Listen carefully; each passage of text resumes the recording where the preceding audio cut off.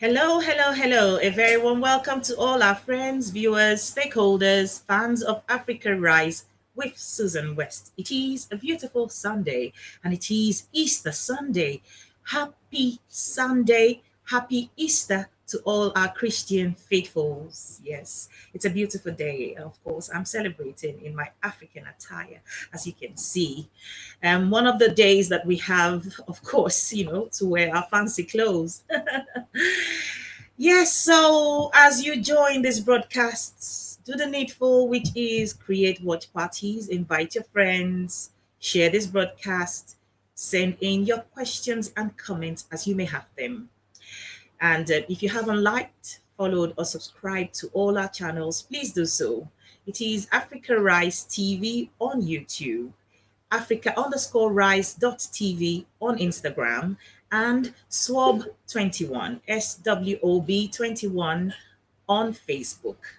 So make sure you like, follow, and subscribe. And when you do, press the notification bells so that when we do go live or post any new materials, you will be alerted. And so welcome to Africa Rise today. Yes, so our guest is Dr. Luyaluka. I'm trying to remember how to say the first name. So instead of mispronouncing it, I'm just going to skip and say Dr. Luyaluka because I love the way Luyaluka sounds. So I remember that bit. But when he does come on screen, he's going to do a proper introduction of himself. So as you join, create watch parties, share this broadcast, and let's keep it rolling. In the meantime, let's take a break and then we will be back with our guest for today. This is Femi Anikula Kukuti. You're watching Susan Rise on African West. Keep watching. I urge all of you who know what it means to be African, all of you who may not know what it means to be African, all of you who are on the journey of awakening, all of you who need enlightenment and continued support to tune in to Africa Rise with Susan West. And to you, Susan, as a mother, I want to thank you for all the great work that you are doing to uplift us, to continue to engage us, to inform us, and also challenging us to engage in those conversations, difficult as they may be. You are taking us there. So Susan West, Africa Rise, keep up the great work. Africa Rise with Susan West. Welcome back. Yes, so in earnest, we're going to start the conversation for today, which is the traditional Kongo initiatory schools. What is the traditional Kongo initiatory schools? We are going to find out as we bring Dr. Luyaluka on screen to talk about it.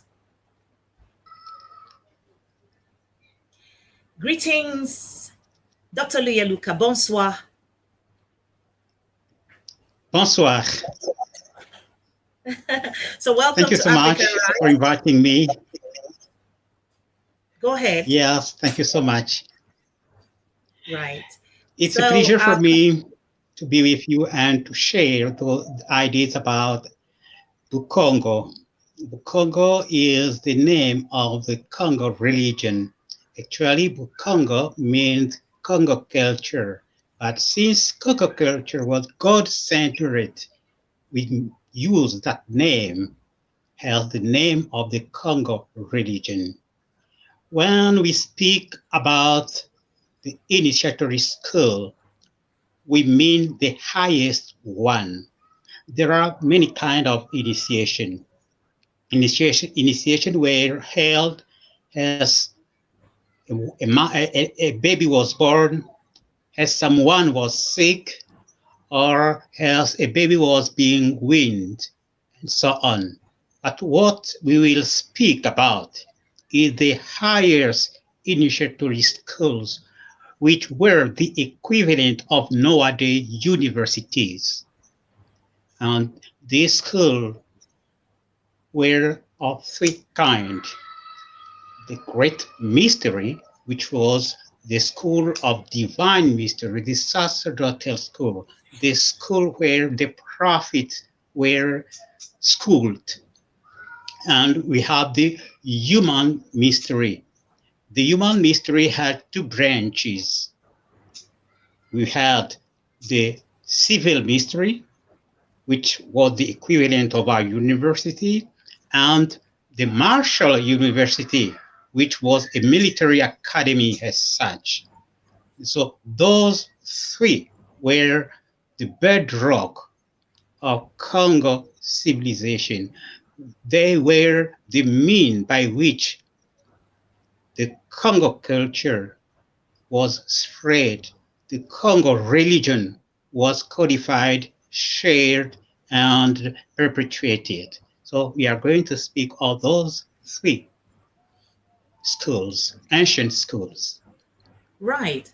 I just learned something new. I didn't realize that the Congo means, or Congo is a religion. I just thought that the Congo is a group of people, a cultural, a cultural location or a physical location. So talk about how the Congo is a religion first. Congo is not a religion. Congo with K is the name, which is an entity, a geographic entity, which was the old kingdom before the arrival of the white people. So it was a kingdom, the ancient kingdom of Congo. Now, if you take the name Congo and you add the prefix Bu, it becomes Bu Congo. And Bu Congo literally means the way of Congo, Congo manner. So Bukongo is used as Congo religion. Oh, Bukongo. Once I put Bukongo, right? Yes. It becomes the way of the people of the Congo, or the way of life of the people of the Congo. The way, yes, the Congo culture, the Congo religion, the Congo way of life. Right. The Congo way of thinking. Right. So you have an initiatory school. Talk about the initiatory school. Formerly, I was a Baptist.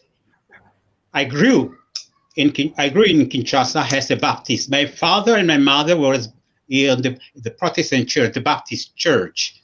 But after year 13, I dropped away from the Baptist church and I began my own journey, reading books and trying to discover another way. I was not dissatisfied with the church as such, but I realized that something was lacking. I wanted to learn more. So I began to read anything that fell hands. Then when I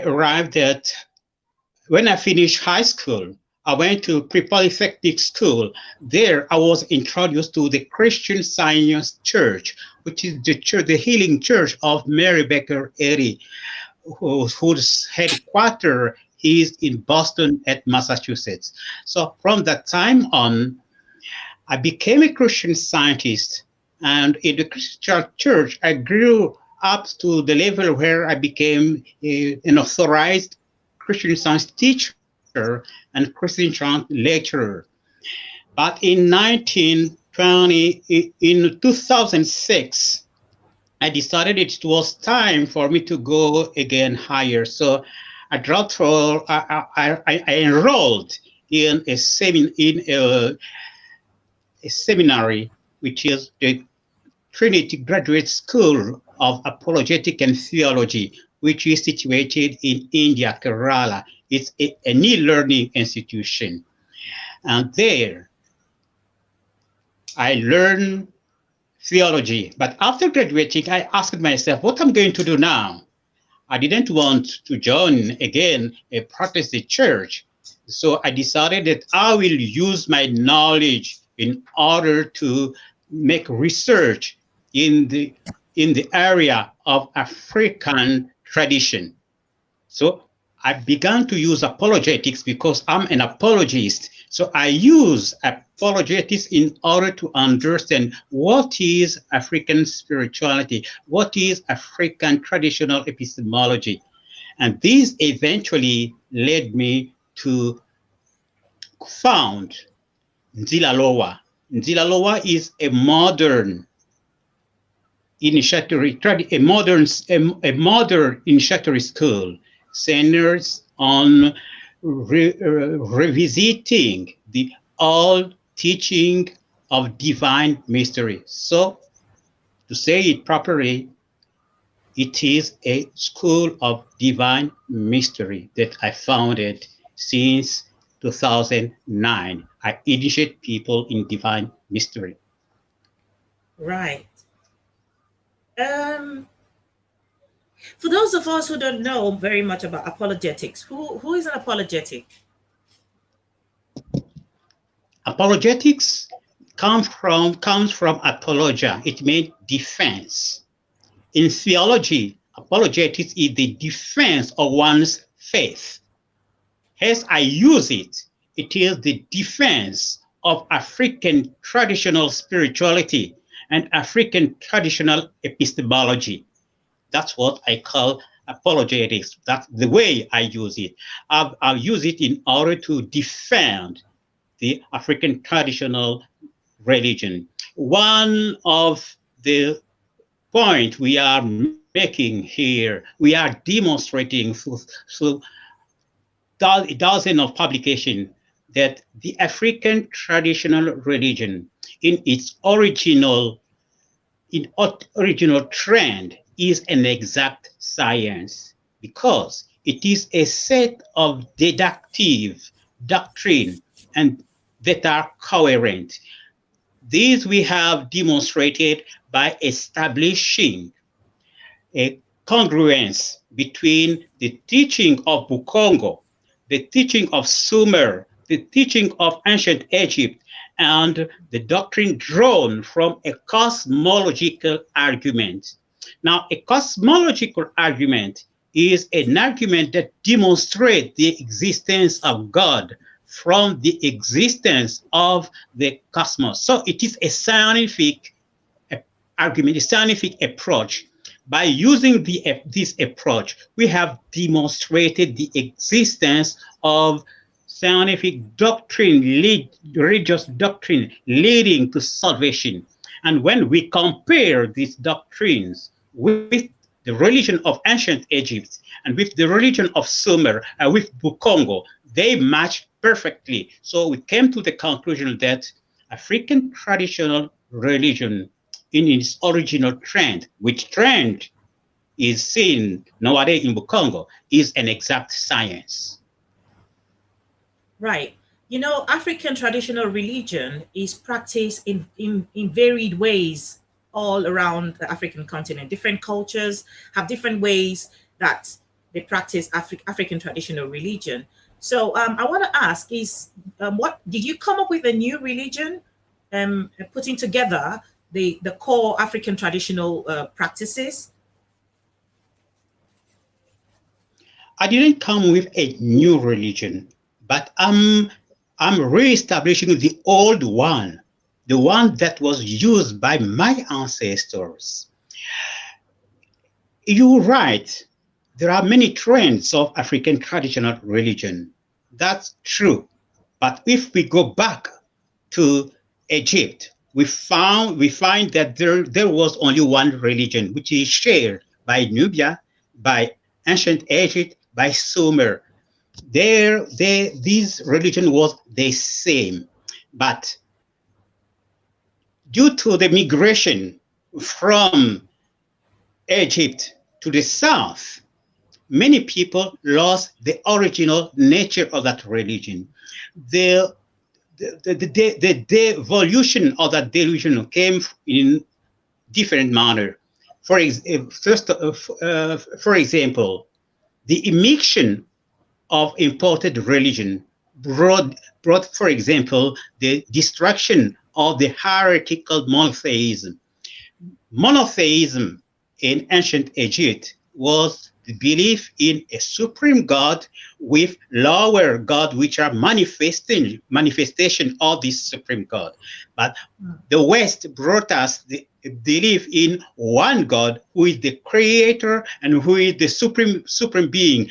Actually, that notion of God cannot be demonstrated, while the notion of God, which was still taught in Egypt, was a scientific notion. And the other way was that when we came around 1930, the colonial authority, due to the Council of Anthropologists, decided to destroy African initiatory schools all over Africa.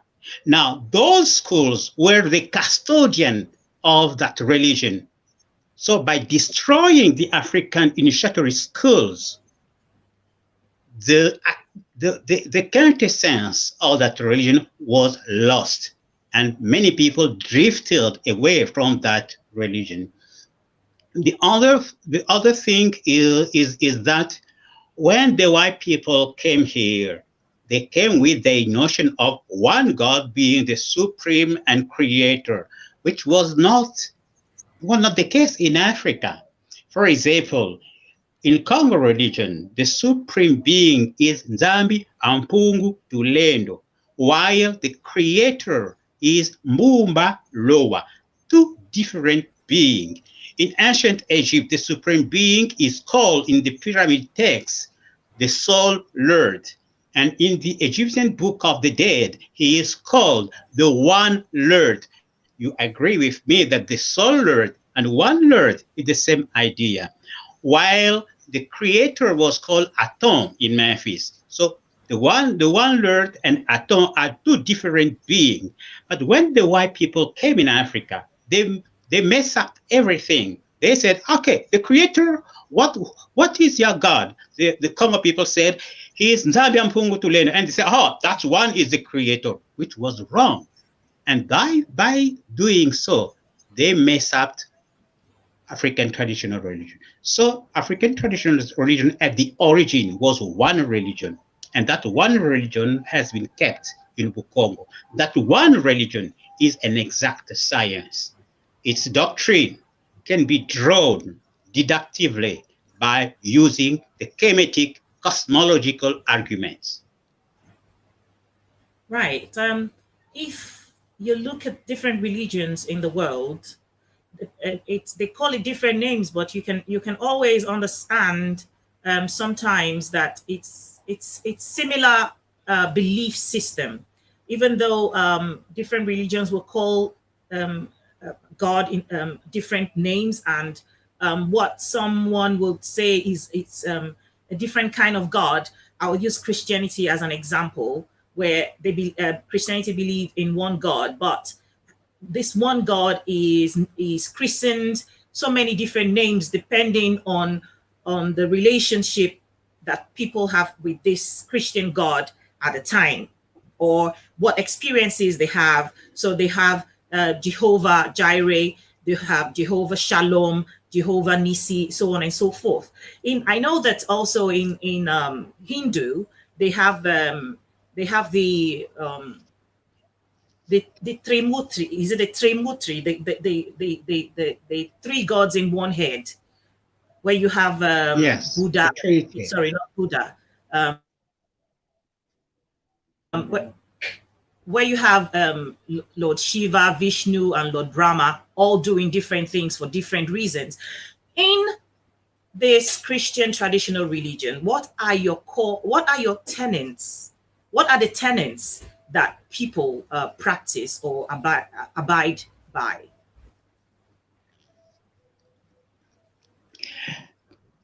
If the religion of the world need tenets, it is mainly because the religion are mere beliefs on which people cling by faith. Now, it doesn't mean that there are postulates that are fundamental to Bukongo, for example.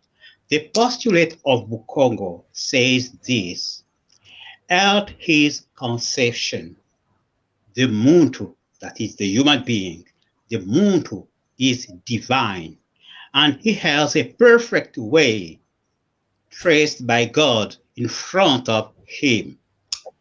However, evil spirits from the very moment of the conception try very hard to kick him away from his divine path. So the purpose of initiatory school was to help man come back to his path. Now, this can be understood in other way. There is a divine nature in man. That divine nature was called in ancient Egypt the Logos. It is the Ta in Memphis. It is Enlil in Sumer at the celestial level. In Bukongo at the celestial level, it is Mpinanza. But when we come to the temporal level, the manifestation of Mpinanza, the manifestation of the Logos of the temporal level is the Kimalungila. Now, the word Kimalungila comes from the verb lunga, which means to be complete. So Kimalungila is the fullness of God expressed in man. It is the fullness of the divinity in each child of God. This is the basic teaching. In order to express this, every muntu, every human being in Bukongo has two parts. The female part, the left part, and the right part. Now, in Bukongo, the female, the left part is called the female part, and the right part is called the male part. So man is essentially male and female. Remember, in historians used to speak about the gods of Sumer and ancient Egypt as being couples of divinity. No, it's not couples of divinity, but it is divinity having male and female nature. Now, the conjunction of the male and the female element was seen as the expression of the completeness of the divinity, the expression of the Logos. So man is divine, and the purpose of man in this earth is to find back his divinity. And that's the teaching of the Kongo, of the religion of ancient Egypt, of Sumer, etc. Right. The Kimalungila is Yes. the Logos, like you said. Yes, you got it right. Is the translation in, yes. It is the Logos on the temporal level. Right. How do you see? Do you think that a lot of Africans are paranoid? They panic when you talk about African traditional religion because it's been demonized. Do you think that there is a good reason why it is demonized, the African traditional religion? The African traditional religion was demonized by the missionary because they wanted to express, to impeach on the African people that theirs was the acme of religion. Remember, colonialism started in the 19th century. During the 19th century, Charles Darwin published his theory of evolution of species. Now, this theory was used in all the fields of social science, and they came with a theory that theirs was the highest religion and ours was the lowest one at the lowest level. So the theory was this one. Every people started with animism, which is the irrational fear of nature. And when people rise, they reach animism.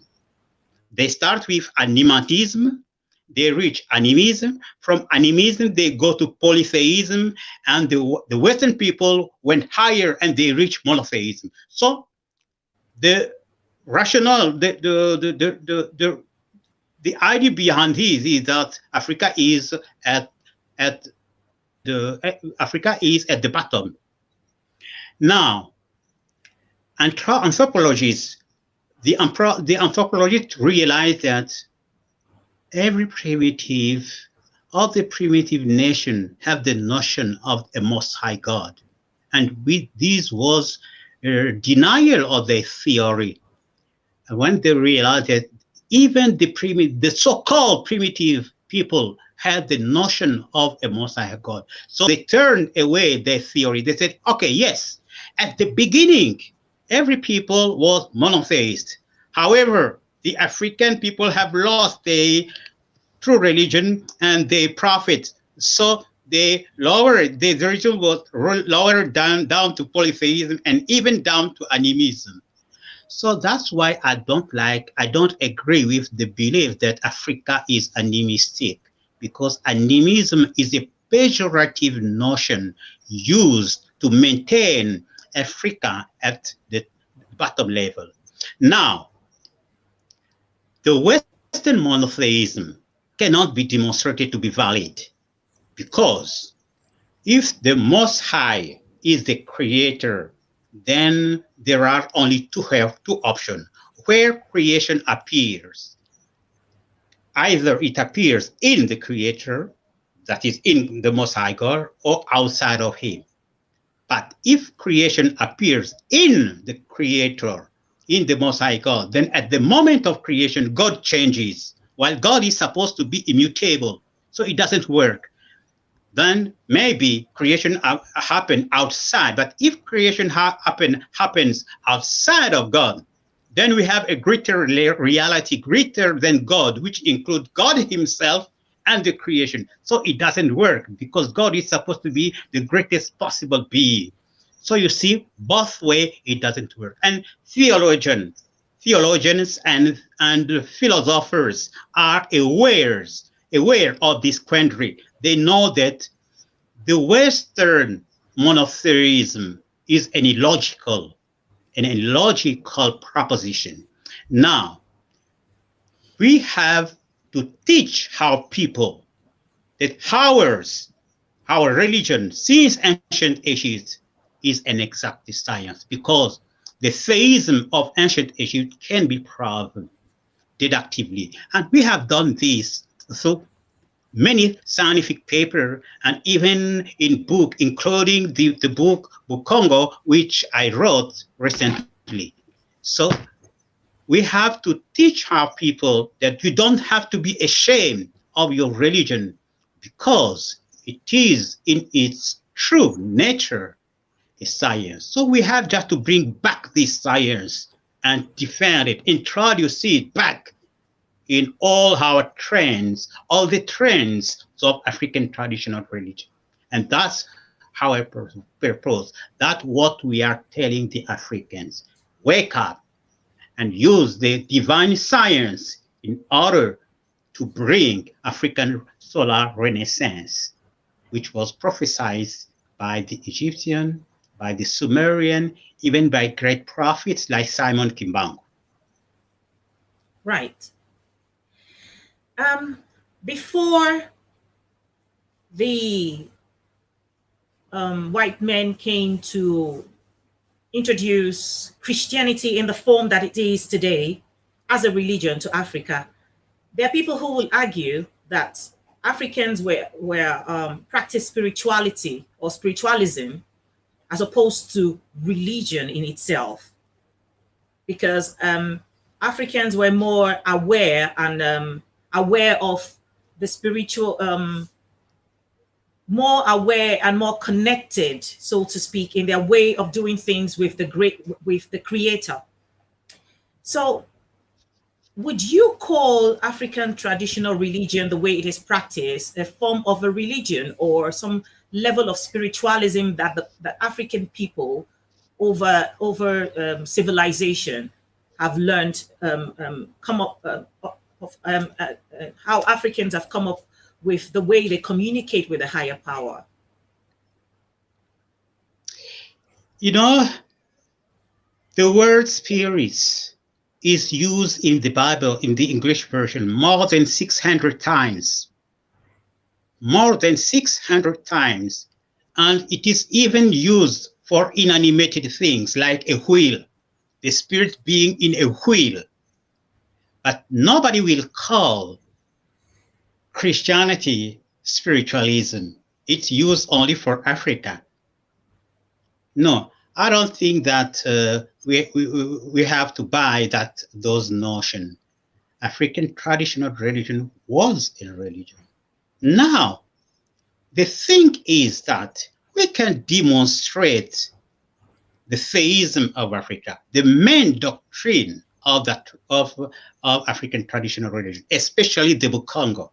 We can demonstrate those doctrines, while the doctrines of other religion, whatever they be, cannot be scientifically demonstrated. So why not call our religion a religion? When the Greeks flocked in Egypt, it was in order to study the science, the highest science of the Egyptian. Now, the highest science of the Egyptian was not mathematics, it was not astronomy, it was religion. Unfortunately for them, the Egyptians were adamant on the fact that the Westerners will never be taught their religion. So they used all kinds of schemas in order to keep them away from religion. One of the schemas that was used is that, hey, you folks, you come in order to study religion. Yes, but you have first to study the human mysteries. So Pythagoras spent about 20 years studying mathematics, studying zoology, studying all those human things in order to be ready to study religion. And he never studied religion because the Egyptians kept that religion secret. Today, we know now, we can demonstrate now that religion was a science. And the Neoplatonists says that it was a science, but they were never taught that science. So we have to reconnect with our science, our religion, which is a science. There are people who will say that science and spiritualism are two separate things.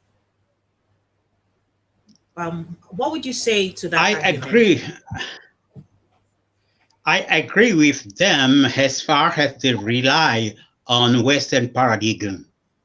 Now, in the Western paradigm, science is based on the belief that reality is ultimately material. Now, it is a belief because science, however, whatever the success of science be, it cannot demonstrate that matter is the ultimate reality. It can only presuppose this. However, with the Kemetic cosmological argument, the argument I use in order to state the doctrines of ancient Egypt of Kongo, with that cosmological argument, we can demonstrate today that reality is spiritual. Now, if they say that reality is material, and they can't demonstrate this, and we say that reality is ultimately spiritual, and we can prove this deductively, then in the context of African knowledge, religion and science comes together. They say one and the same thing. And we have proven this because we have demonstrated that the Kemetic cosmological argument leads to the simplest theory of gravitation, the simplest explanation of gravitation. So it is scientific. Right. Um, scientific science is something that can be proven. Science is something that Yes. has to be proven Yeah. to be called scientific. Spiritualism is not something that necessarily has to be proven or can be proven in many cases. Spiritualism is something that is experienced or felt by individuals or a group of people. So in trying to marry, because when you refer to religion, you're literally just referring, I suppose, to spiritualism, in a in a form that it is practiced by a group of people with certain tenets and core values. You know, I I want to ask: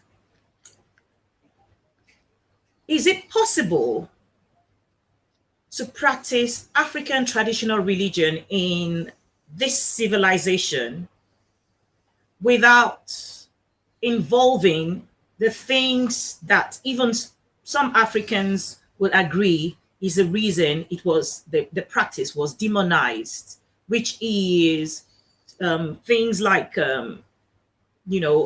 sacrifices of living creatures and what's the word now?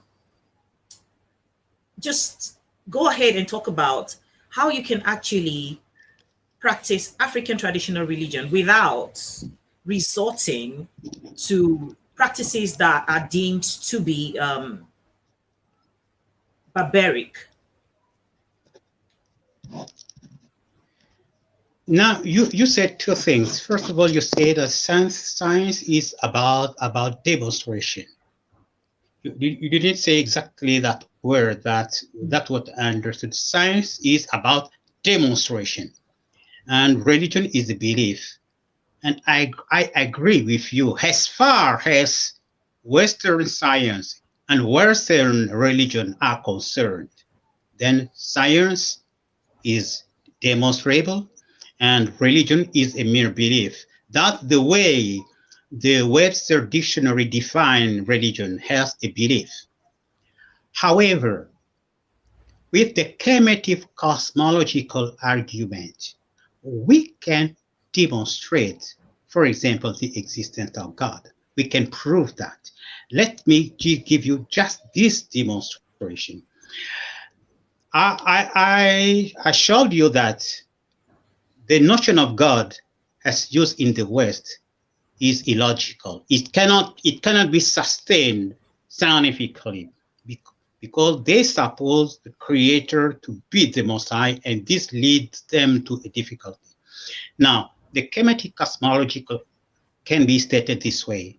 If we see this temporal universe, it is an aggregate of individual entities.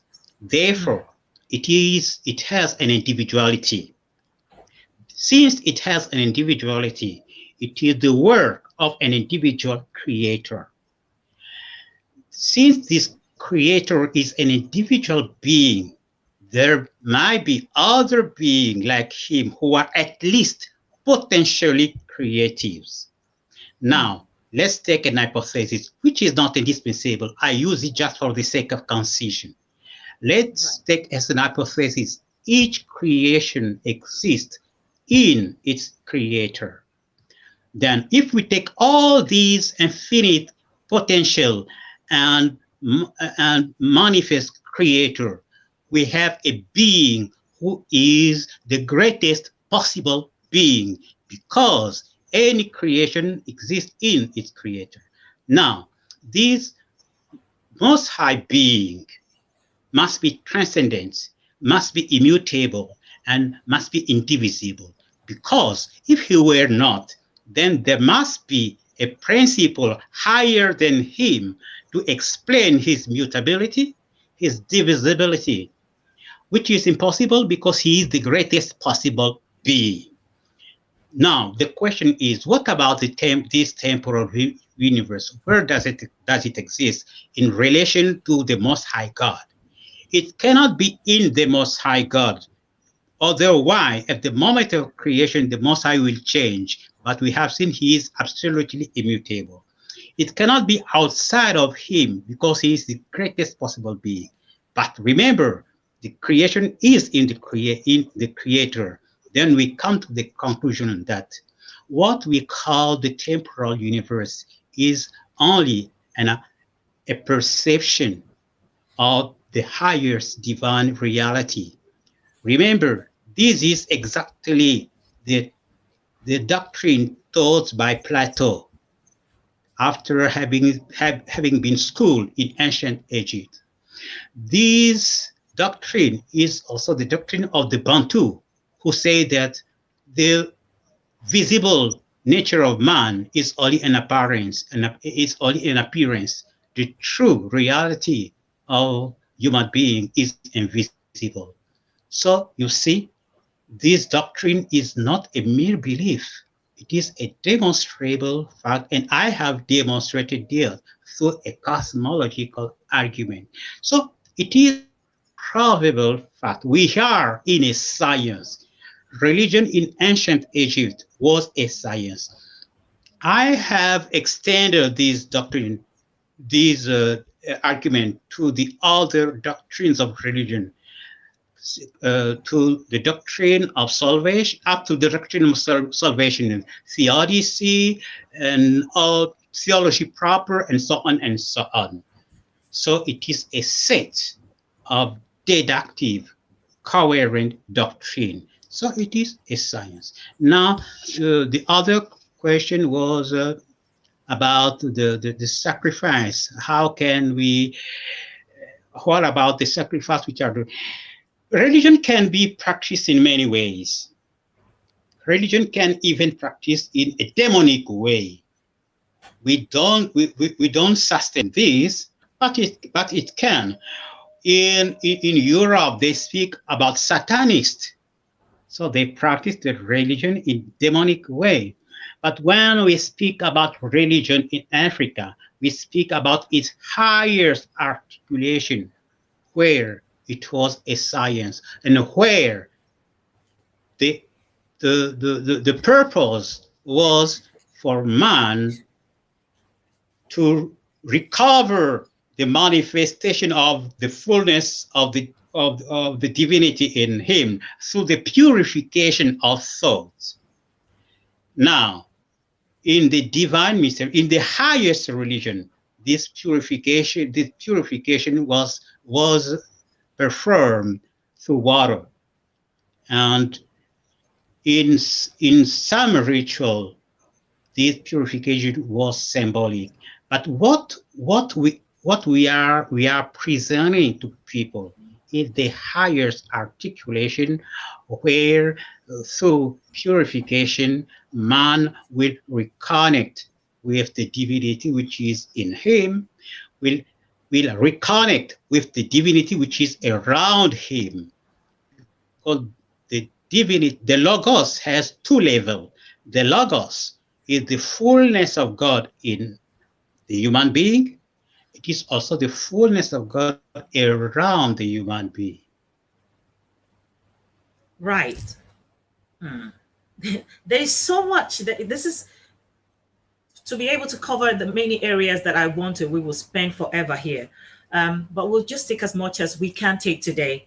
I want you to talk about I want you to talk about the civil ministry and the human ministry according to the initiatory school teachings.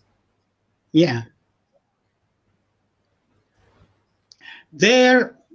In ancient Egypt, we had two schools, the school of great mystery and the school of little mystery. So there were only two divisions. The great mystery, which was sacerdotal, it was the school of the formation of the prophets. And the other was the human mystery. However, according to Herodotus and to other Egyptologists, the military formed a special group of people on par with the priest. So we can say that there were three kinds of schools: the great mystery And in the little, there were the civil mystery and the martial mystery, the school of the formation of the military. Now, this organization was exactly the organization seen in the Kingdom of Congo. There were a school of great mystery, which was the Kimpasi. The Kimpasi was the school of the formation of the Congo great prophets. Remember, the prophet Kimpavita was an initiate of Kimpasi. And aside from the Kimpasi, there were the Lemba, and the Lemba is the epitome of the civil mystery. It was the school of law, the school of trade, the school of where they used to learn how to govern. All those things were learned at the Lemba. Now the word Lemba means to appease.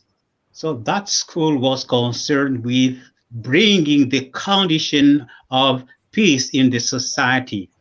And aside from this, there were also the Kinkimba, mainly at the western corner of the Kingdom of Congo.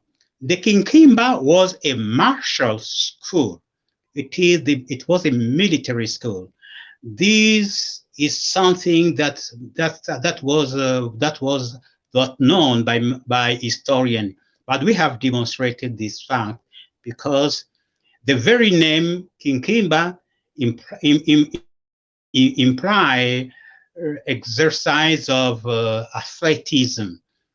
And in the Kinkimba, the symbolism of the Kinkimba is the python snake.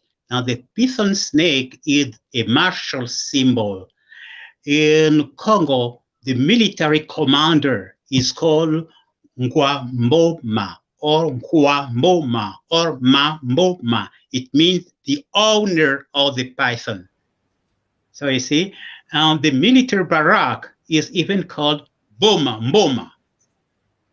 And besides this, according to one author, in the initiatory school of Kinkiba were found even guns for tournaments.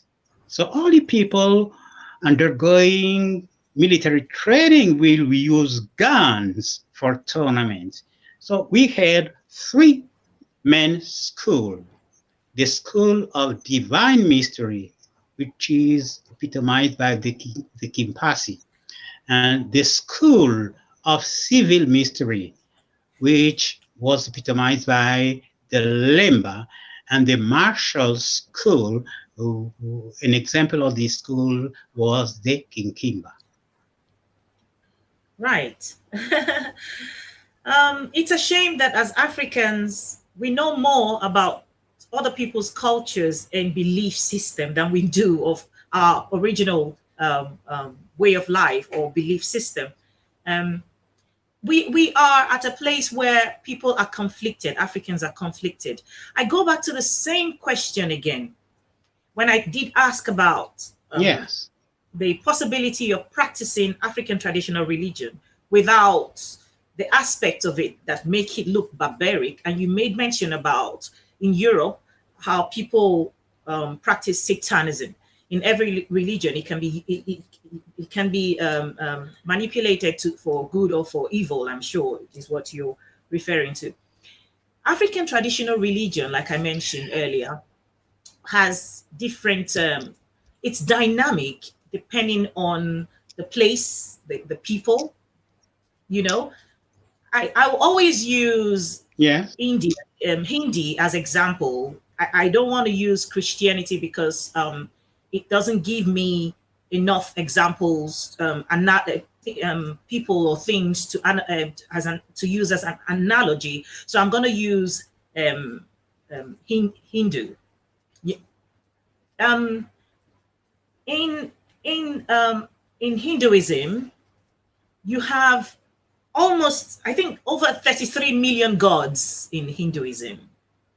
but they have the three most prominent gods in which in hierarchy, Brahma is the highest god. Then you have Vishnu. Then you have Shiva. In African traditional religion, how are they? How do you have multiple gods?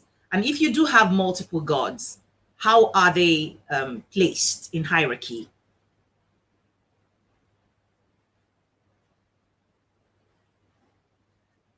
Oh, the network.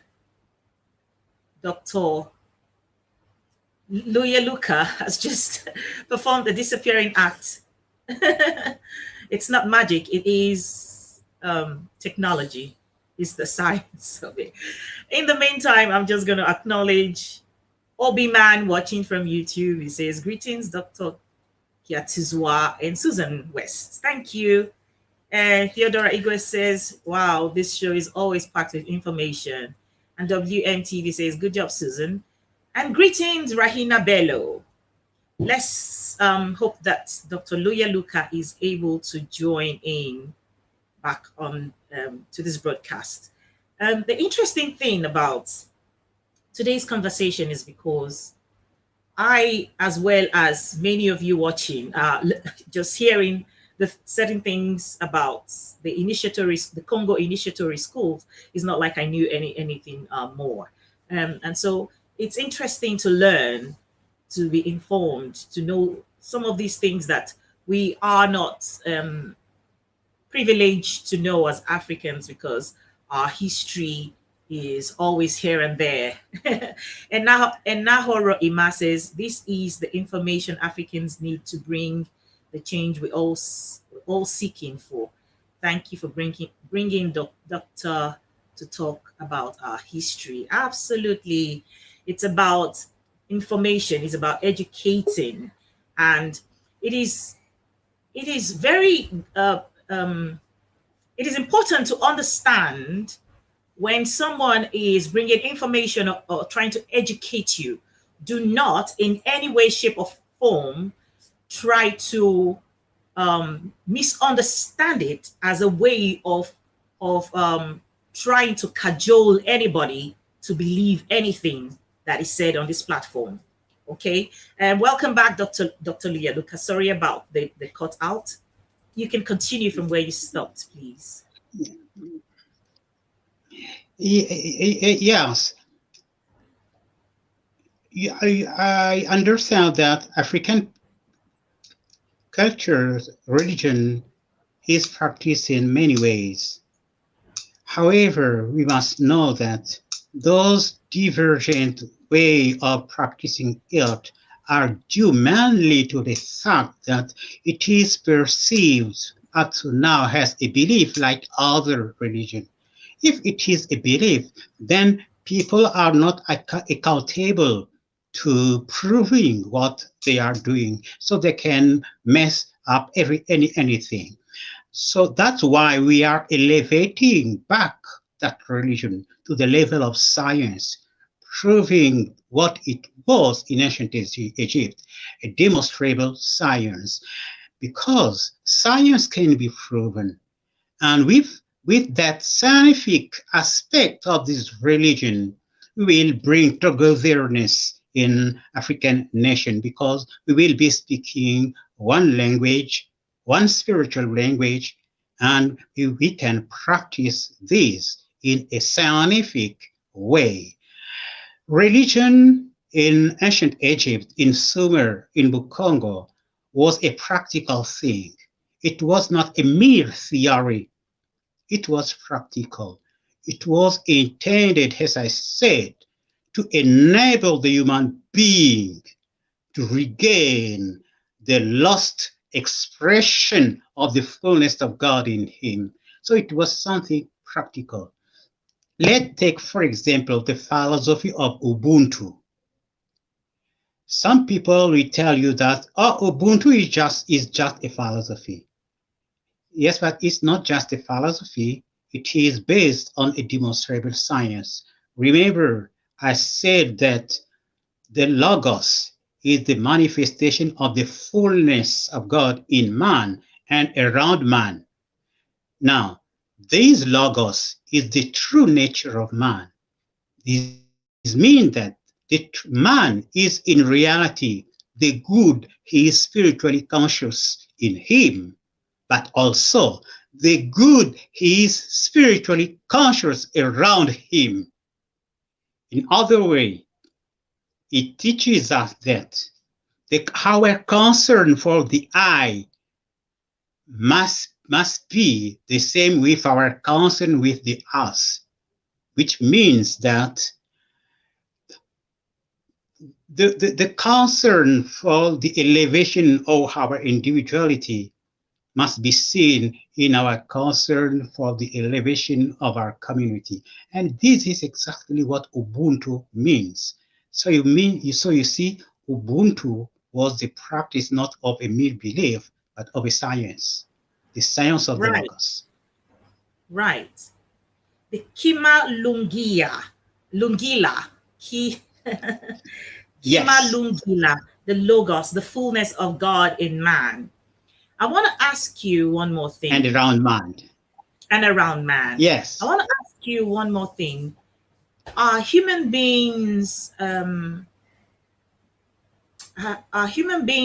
conceited in thinking that even though there is so many things in creation that have life, and we believe that everything in creation that exists, that has life, has been made by God, this logos, this Kima Lungila,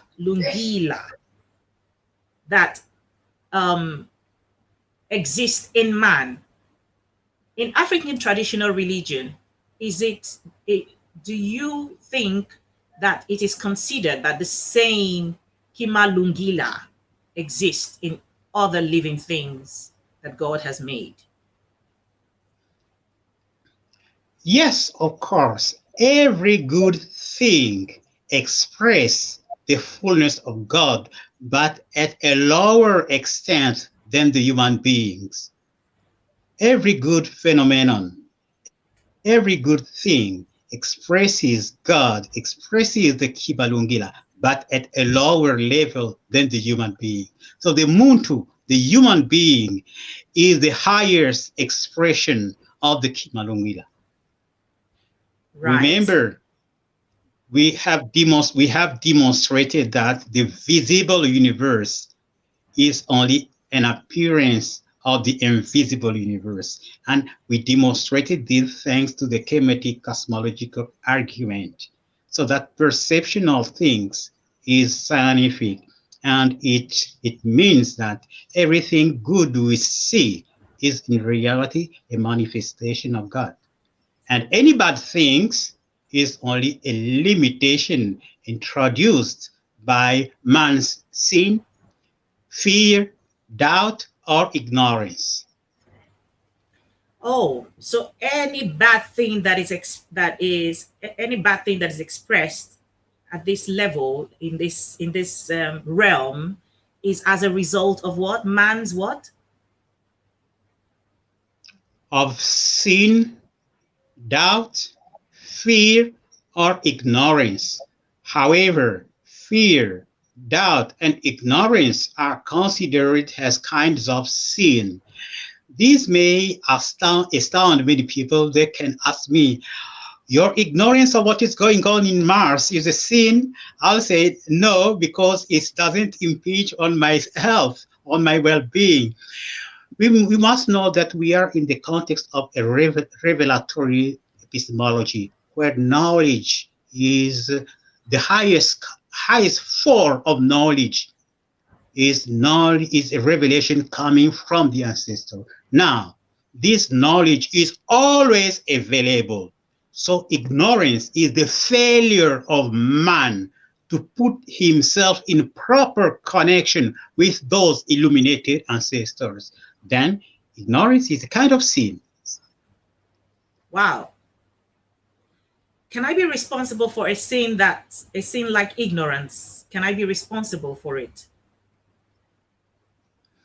What I call Sorry, a sin, sorry, what I call sorry, let me take it again. what I Can I be call responsible yes. for a sin like fear, which I have no control over, and ignorance, of course? The ignorance which brings imbalance in your life, which brings disorder in your life, is the result of your lack of connection with illuminated ancestors. But your ignorance of what is going on now in a planet X, which is thousand year light from us, doesn't imbalance your life, so it is not a sin. So what I'm speaking here, it is a kind of ignorance bringing some inharmony in our life. That ignorance is due to the fact that we have we we didn't put ourselves in proper connection with our ancestors. So the problem is not the ancestors who are always ready. The problem is you and me. Right. Talking about ancestors, Africans have somehow managed to demonize their ancestors. In African traditional religion, how relevant is the ancestor, and what is the relevance? Or, of course, African traditional religion, most that I know of, believe in incarnation. So what is the why is it so that Africans have managed to somehow demonize their ancestors, or the word ancestor has become something of a fearful connotation? Ancestors have been demonized by imported religions, not by Africans as such. By imported religion. And in fact, it is a misreading of their own religion. Because let me take an example. I'm going to come back with the ancestor. Let me take an example. In what is called the Lord's Prayer,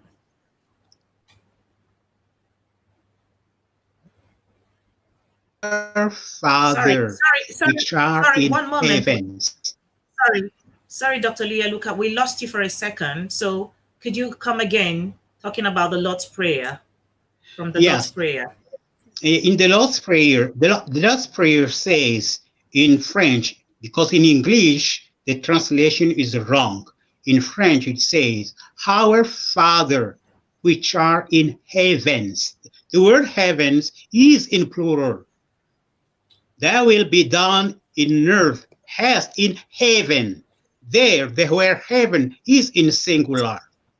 Jesus is calling his disciple to address their prayer to a Father who are in the heavens. Now we know that the heavens and the earth are temporal, because the Bible says they will disappear. So to whom the prayer are addressed? To ancestors who are in the heavens, because the God is in heaven, not in the heavens. So you see, and Jesus demonstrated this, because at the Mount of Transfiguration, Moses and Elijah appears to him. Why did they appear? Because he was the one who called them. He used to call them in his prayers. And I can give you many examples of this, which shows that the primitive Christians were addressing their prayer to their ancestors, not to the Most High God. So you see, the demonization was the result of ignorance, not only of the African religion, but of the true nature of the Christian religion taught by Jesus. Now, about the ancestors.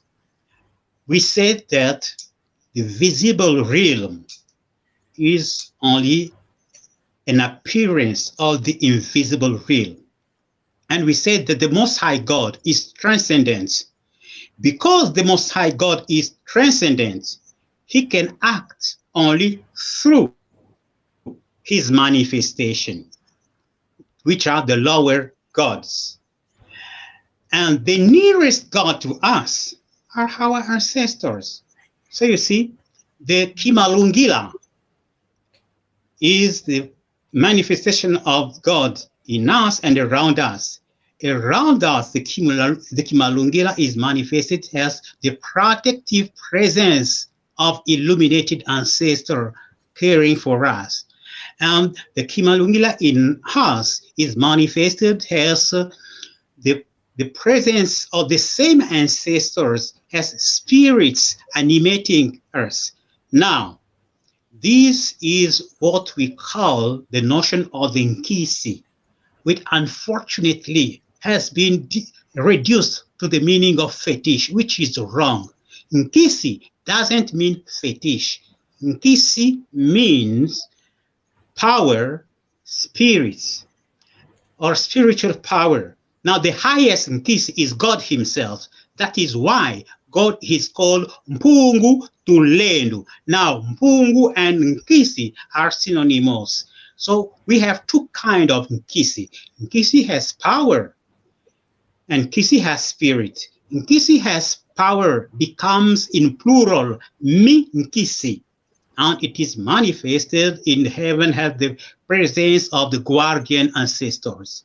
Nkisi has spirits, becomes in plural Bakisi, and it is the manifestation of the ancestor as spirits animating us. So you see, the demonization is really the misunderstanding not only of African religion but of Christianity as well. Absolutely. Oh, I wanted to ask because you mentioned in Christianity, in this dispensation of woke, where Africans are beginning to, the scale is leaving the eyes of most of Africans all around the world. They're beginning to want to embrace their Africanness. But there's a conflict. Yes. Most Africans practice either of two religions, which is Christianity or Islam. Now, there is a confusion that I want to see if you can make some kind of clarifications to, which is Christianity really a white man's religion based on the fact that Christ was not a white man? The Bible describes him as olive skin. Geographically, where he lived at the time could not have been so far away from what is continental Africa today. Bearing in mind the division, the demarcation of the Suez Canal that was artificially, of course, put there. So I want you to, with your knowledge of theology as a Baptist person who has now gone on to studying all these things, is Christianity actually really foreign to Black people or Africans? You know, one of the things that brought the Congo people to embrace Christianity easily was that they realized that it was essentially the same teaching. Now, one of the person who made extensive research in the Lemba is Foucault, André Foucault, who later was called Foucault Kiabunseki. Now, in his book about the Congo cosmology, Foucault reports the saying of a wife of an initiate of the Lemba. That woman said he was astonished to see that what he has been taught in the forest is taught also in the church. So the Congo people realized that Christianity was essentially the same religion with what they were teaching. And I demonstrated this fact in many articles. The Christianity the white people brought us, which I call scholastic Christianity, it was a deviation from true Christianity due to the philosophy of Plato. Let me give you an example. We have seen with the aid of the primitive cosmological argument that the Most High God is transcendent, immutable, and indivisible. But we have seen also that every creator, that every child of God manifests an individuality which is included in the Most High. Now, since the Most High is indivisible, each child of God can only manifest that fullness of God, but in an individual way. And that fullness we did call the Logos. So we have three entities. We have God the Most High, the Son of God, and the Logos. They act together. When the Father acts, he acts through the Son, thanks to the Logos. When the Son, the child acts, he acts for the Father, thanks to the Logos. And this is seen in Memphis. When Atom created, it is said that the Logos acted in him and enabled him to create. So that was the nature of Trinity in ancient Egypt. It was the unity of the Father, the Creator, and the Logos.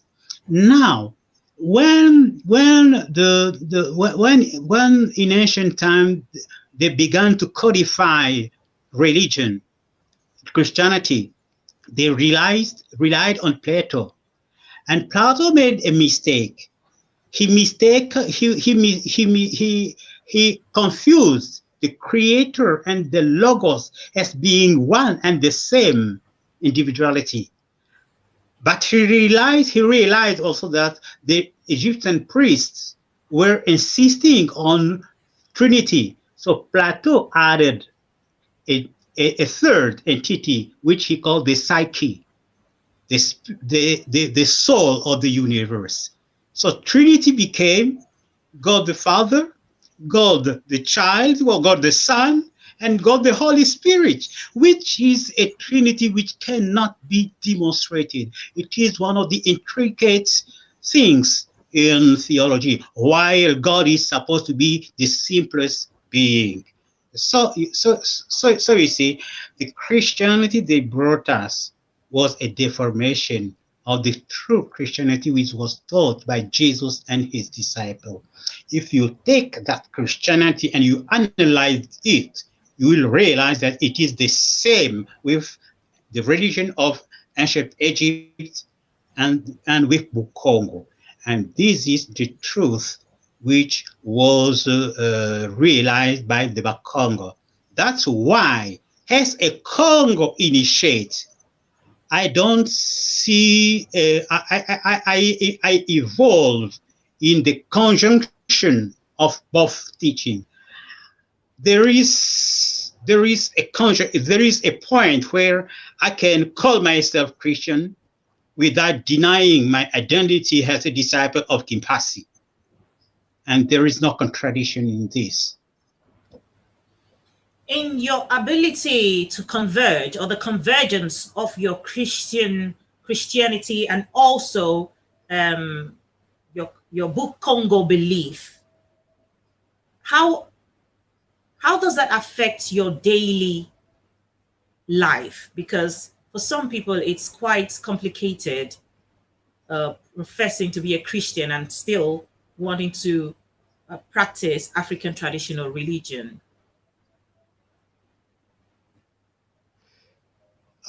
I told you that the key element in the practice of Congo is the notion of the Logos. And the purpose of practicing the Congo is to enable the human being to become a manifest child of God, to express that logos in daily life. Now, the only thing for those who are in Christianity to understand is that the logos in Christianity is the Christ. And they don't have to confuse Jesus and the Christ. That's where the trouble comes. When they confuse the man Jesus and the Christ, which is the logos. Jesus was the man who was the highest expression of the logos in his lifetime. Not in all time, but in his lifetime. I, as a disciple of Kimpasi, I will stress that the man who practiced, who manifested the Kimalungila, the Christ, at the highest level in our lifetime is the prophet Simon Kimbangu. Simon Kimbangu raised 5 people in 3 months, while Jesus raised only 2 people out in 3 years. And Simon Kimbangu did all the miracles that were performed by Jesus. This Simon Kimbangu you talk about, I never heard of him. We have to look. I'm gonna quickly take a read. I'm gonna quickly take a read from YouTube. It's a question from Obeman. He says, does African spiritual religion make allowance for this divine spark, this Kimalungila, having used the body to return to another after death? I didn't quite catch the question.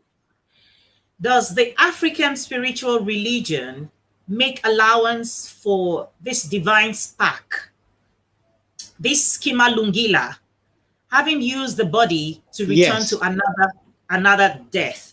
I think he's talking about, he's making reference to when we talked about reincarnation. Yes. Reincarnation. Yes. Yes. There is a lot of confusion when it comes to the belief in reincarnation. People confuse that belief with what is happening in Africa. Reincarnation in Africa is a belief, not a law. Reincarnation in India is not a belief, but a law. This difference must be kept in mind. Reincarnation in Africa is not a law, it's a belief. While in India, it is a law which go along with the law of karma. Now, the law of karma means that the good and the evil you do, you will reap, where be it here or in other lives.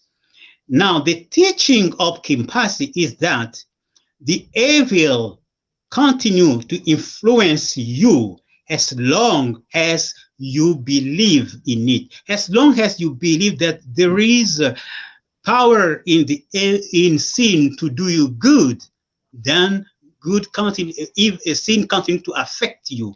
But by the time you realize that because you are a son of God, because you are a Kimalungila,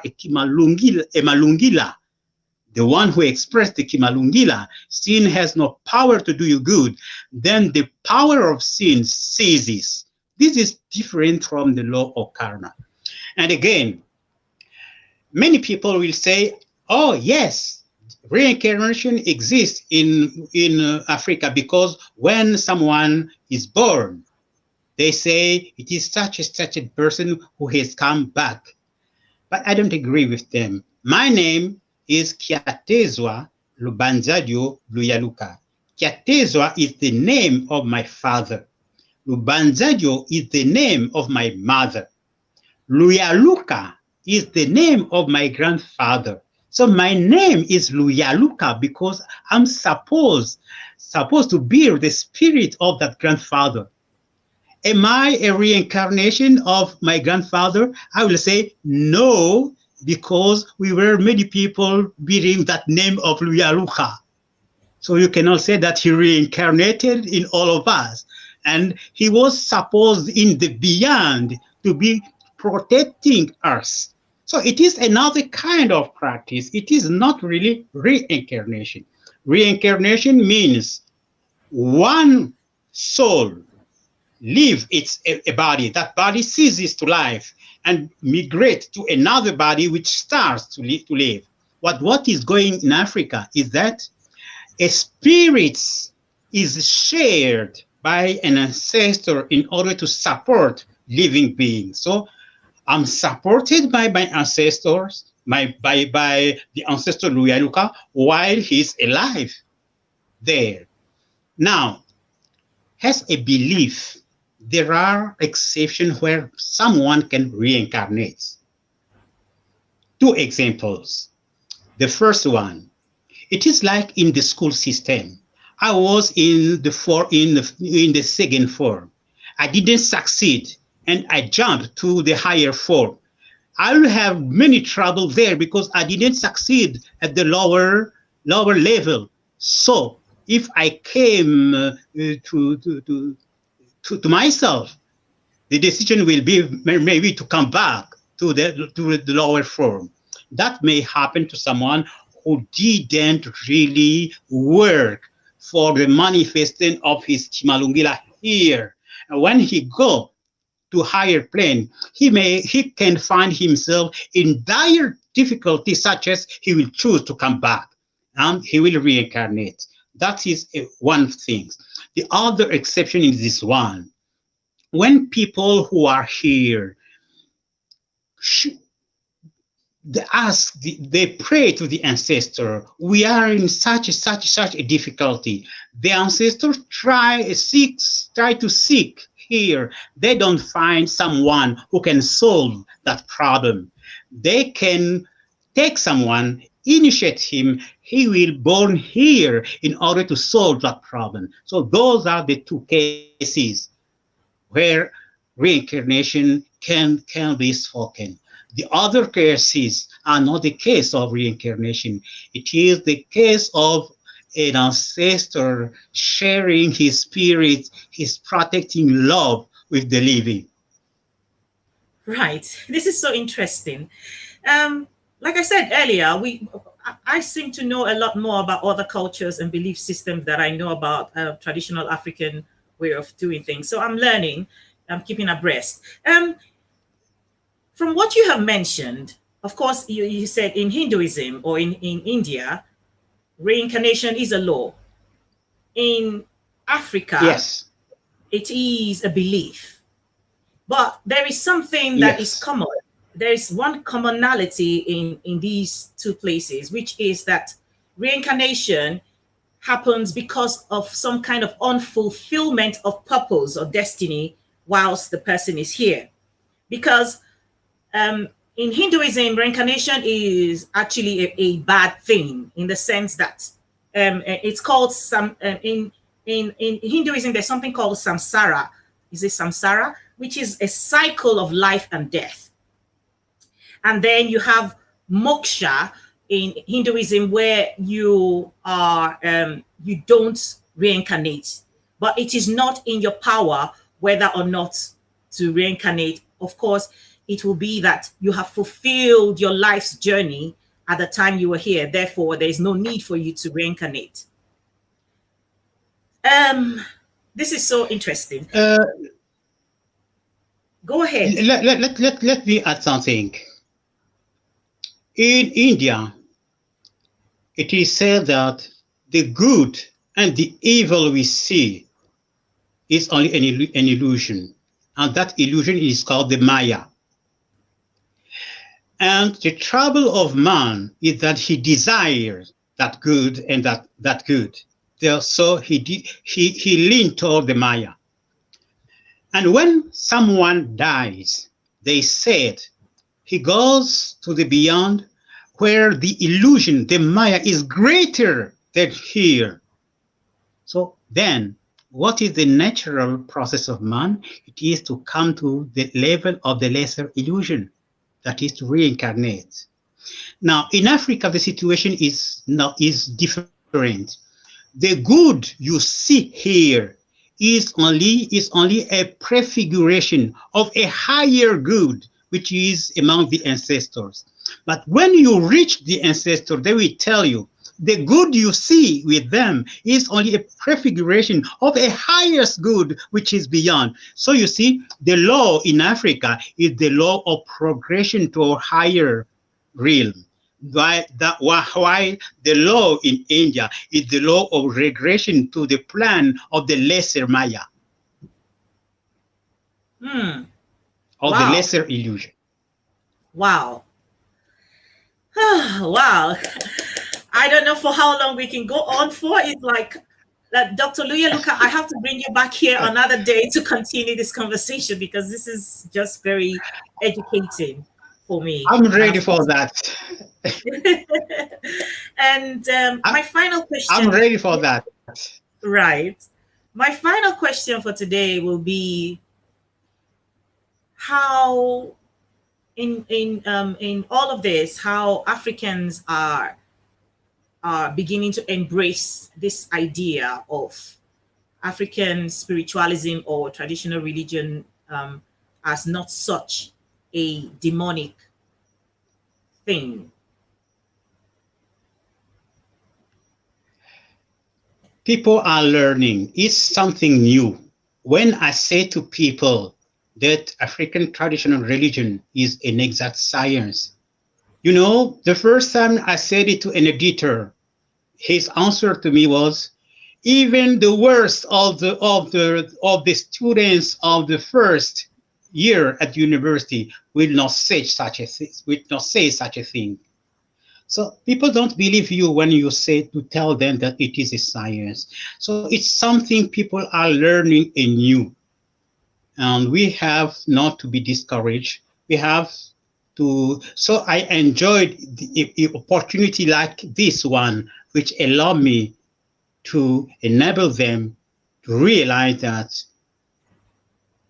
our religion is the highest means we have in terms of science. It's a science, and we have to reintroduce it. Why do we have to reintroduce it? According to the prophecy of the Sumerians, the prophecy of the ancient Egyptian, there is a cycle of 3,000 years. After 3,000 years, the word goes through an epistemological shift. It goes from one way of thinking to another. Now, there are only two ways of thinking. The solar thinking, which is used by the Black people, which is centered on God, where reality is seen as being spiritual, and the lunar thinking, which is the materialistic thinking of the West. Now, those two ways of thinking take turns every 3,000 years, with the solar thinking lingering over its periods of hand. So according to that prophecy, if you start from the year 4,000, which is the beginning of Sumer and Egypt, and you apply 6,000 years, we are at the wake of the moment where the African people must undergo that shift, must return to the solar epistemology and become the leader in the domain of science. This will be brought only if we resort to the higher science the Egyptian had, which was their religion. So that's what I'm telling the African. We have to go back to that way of doing science, to that way of doing technology, to that way of doing religion. Let me hand with a little example. My nephew was shot by the gang, and he was left with a double fracture of the femur. We went to a military hospital. The cost for healing was too high for us to pay.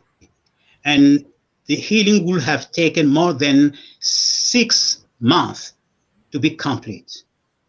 So we decided to resort to the African science, to the African practice, to the African medicine.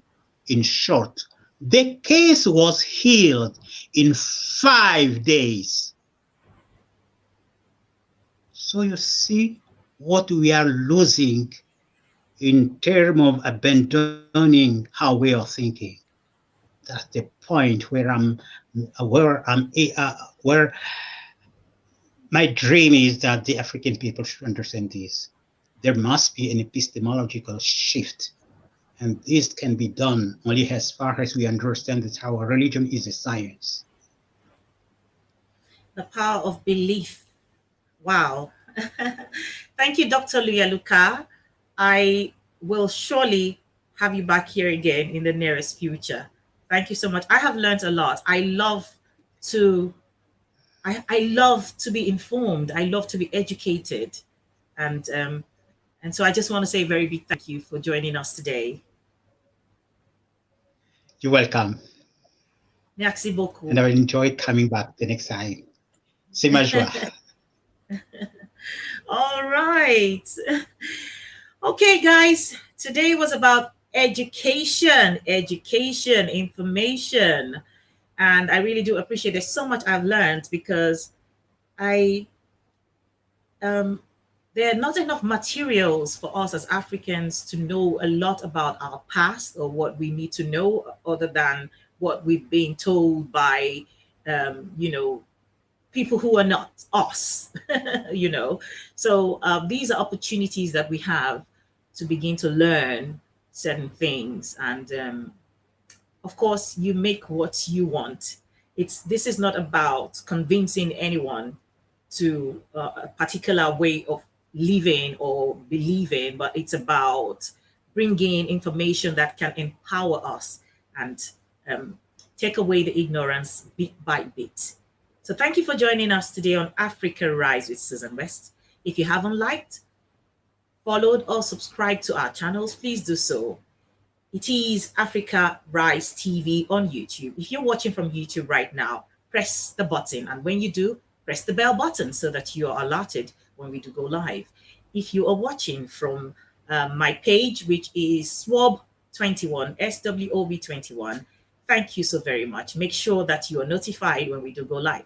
And if you're watching from my wall, which many people do, and you haven't liked our page, please do so. Like and follow us on at SWOB21. Also follow us on Instagram at Africa_rise.tv. I will see you again next week, God willing. And in our usual manner, I will be announcing who our next guest is going to be. So for now, take care and God bless you and have a wonderful Easter celebration. Bye-bye.